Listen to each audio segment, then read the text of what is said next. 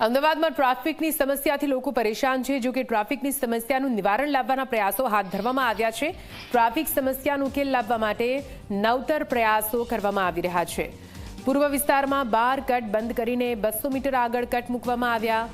વાહન ચાલકોને 4 રસ્તા પર ઊભું રહેવું નહીં પડે, સરળતાથી વાહનો પસાર થઈ શકે તે માટે આ પ્રયાસ કરવામાં આવ્યો છે।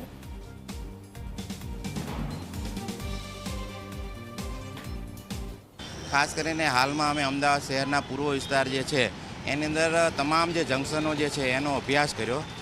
ત્યાં જોયું કે કયા પ્રકારની વ્યવસ્થા આપણે કરીએ તો ટ્રાફિક સમસ્યા છે એ નિરાકરણ આવી શકે।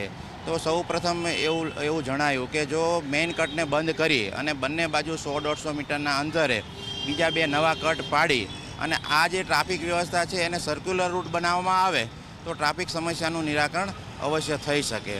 અને આ પ્રયોગો અમને ખૂબ જ સફળતા મળે છે અને ખાસ કરીને જે જગ્યાઓ છે એમાં પિરાણા છે, કોજી હોટલ છે, નારોલ સર્કલ છે, ત્યારબાદ કમોડ સર્કલ, હાથીજણ સર્કલ છે, CTM 0 પોઈન્ટ છે, સ્વસ્તિક 4 રસ્તા હાટકેશ્વર છે, ભાટકટ છે, ઇન્દિરા બ્રિજ સર્કલ છે। આ બધા સર્કલ પર અત્યારે આપ વ્યવસ્થાઓ જોઈ શકો છો કે ત્યાં ખાસ કરીને કોઈ પણ પ્રકારના ટ્રાફિક થતો નથી।